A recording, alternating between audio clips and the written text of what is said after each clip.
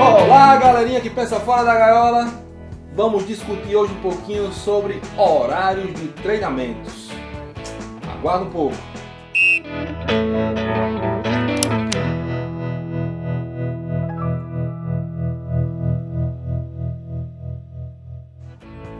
É isso aí, galera.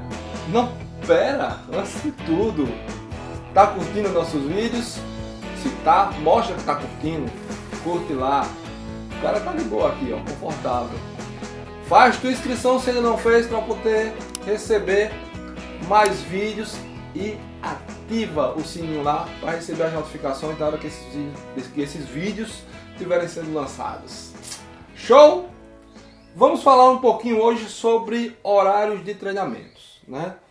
Esses rapazes são muito sensíveis, né? A gente precisa obedecer um horário do dia de treinamento. Então, o que a gente tem que ter muito cuidado?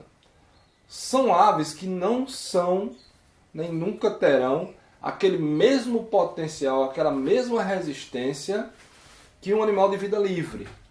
A gente tem que ter isso em mente.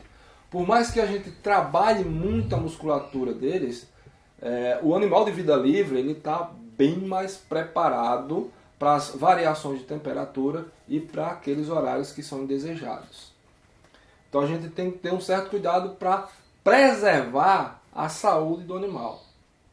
Ok? O que acontece? No nosso clima cá, nordestão, né? Nordeste quente, sertão, a temperatura muito elevada, normalmente muito elevada. A gente tem locais aqui lá no sertão mesmo que facilmente dá 39, 40 graus, com a umidade relativa do ar muito baixa, então a gente tem que ter muita atenção. Então nesses locais onde a gente tem uma temperatura muito elevada, com uma umidade muito baixa, a gente tenta evitar aqueles horários mais quentes.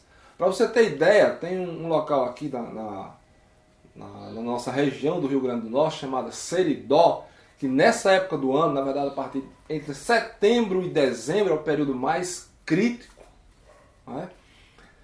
Nesses horários a gente não consegue voar, ou não indica voar o animal depois de 8, estourando 9 horas da manhã, porque a temperatura já está elevadíssima. E aí você vai fazer com que o animal ele superaqueça e pode até trazer problemas de desidratação e até óbito do animal, se você não tiver cuidado. Porque ele vai querer continuar treinando e não é um horário muito legal porque ele desgasta demais, há um desgaste físico muito grande. Então nesses horários a gente evita. Na minha região, na Paraíba, vou ser localizado numa altitude considerável, então mantém-se um clima frio, né? Clima relativamente frio. Então esse horário a gente pode estender um pouquinho mais, vai até 10, 11 horas, tranquilo. Na época do inverno, que vai de fevereiro a junho, basicamente não tem nem um horário assim que seja tão contraindicado, porque a temperatura está sempre amena, né? Então os animais suportam bem. Mas quando é um local muito quente, tem que ter atenção quanto a isso. Respeitar isso do animal. A não ser que você queira realmente trabalhar o animal em determinadas técnicas. Por exemplo, altanaria, né? Ou aquelas aves planadoras que precisam subir muito para exercer seu comportamento, né? Aí você precisa de um horário um pouco mais quente, porque você tem a ajuda de térmicas para poder o animal conseguir se elevar a essa altura. Só que para você chegar nesse ponto, você tem que ir adaptando o animal para ir voar naquele horário, e no início você não vai estender muito o tempo de voo dele, é uma coisa que você vai introduzindo gradativamente, né? Tendo muito cuidado quanto a isso. Então, pouco a pouco você vai aumentando o intervalo dele naquele período para poder o organismo dele ir se adaptando. Você não pode pegar um animal que voa, por exemplo, no finalzinho da tarde, chegar de 11 horas com temperatura de 40 graus e querer voar esse bicho, que ele vai acabar tendo problemas. Então a gente evita, né? Da mesma forma, você vai ter atenção na espécie do animal. Por exemplo, uma coruja, né? Uma suindara. a Tito furcata. Ela não é um animal de hábitos diurnos, é um animal de hábitos noturnos. Então muitas vezes você não vai conseguir ter um desempenho da ave tão bom quanto teria se voasse ela à noite. Okay? Então você tende a respeitar esses horários. Ah, mas aí a coruja só vai voar à noite? Não, você pode adaptá-la a voar um pouco mais cedo, né? Mas de forma que fique confortável para ela. Normalmente ali finalzinho da tarde, elas tendem a ter uma resposta um pouco melhor, produzir um pouquinho mais. Okay? Mas quanto mais à noite para elas, melhor. A gente não tem ainda no mercado a coruja buraqueira, né? Que ela tem aquele hábito maluco de coruja de ser um pouco diurna, né? Na verdade ela tem hábitos diurnos. Então essa daí provavelmente a gente vai poder voar durante o dia. Mas quando não, nas demais espécies a gente tende a respeitar aquele ciclo biológico dela, e quanto mais a gente jogar para aquele período da noite, melhor. Jamais pegar uma coruja e voar do meio-dia, num horário quente. Ela não vai responder, ela vai se prejudicar, porque vai estar gastando muita energia. E coruja é mais complicadinho quanto a desempenho de resposta. São animais que são muito dispersos. Então isso acaba fazendo com que ela não reaja tão bem. Então você tem que respeitar pelo comportamento do bicho, pela resposta que você quer daquele animal e principalmente pela saúde dele. Então fica muito atento mesmo. Tem que se ligar, tá? Respeita, é o que eu digo, vai lá para o comportamento dele, né? Vá lá para a biologia, para o normal dele, vê na natureza o que é que acontece. Para você ter ideia, falcões, né?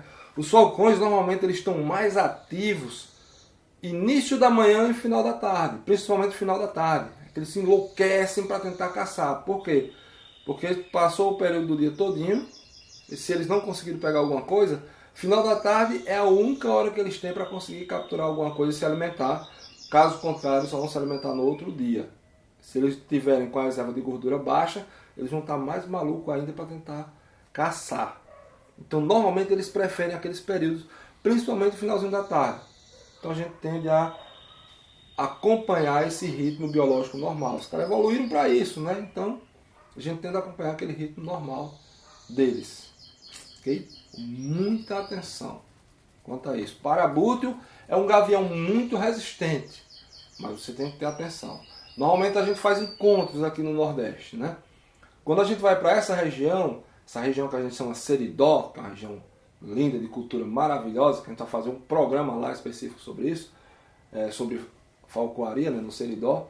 Mas o Seridó é muito quente. Então quando a gente faz esses encontros, normalmente a gente aconselha dar uma superalimentada no animal, aumentar o nível de energia, de repente até fazer com a ajuda do veterinário, né, do zootecnista, mas fazer uma suplementação energética nesse animal, porque o desgaste normalmente é muito grande, principalmente se for uma ave que não está muito habituada a estar voando nesses ambientes. Então a gente faz uma suplementação ou eleva um pouquinho o peso, porque o desgaste vai ser grande. Então, mesmo obedecendo esses horários, aí tá voando ali no início da manhã e finalzinho da tarde. Ok? Eu sei que é uma coisa simples, corriqueira, que é fácil de identificar, mas muitas vezes tem gente que não obedece essa regra e o animal acaba pagando com isso. Show? Vamos ficando por aqui e bons voos a todos. Até a próxima. Sim, cara, que tu tá fazendo isso?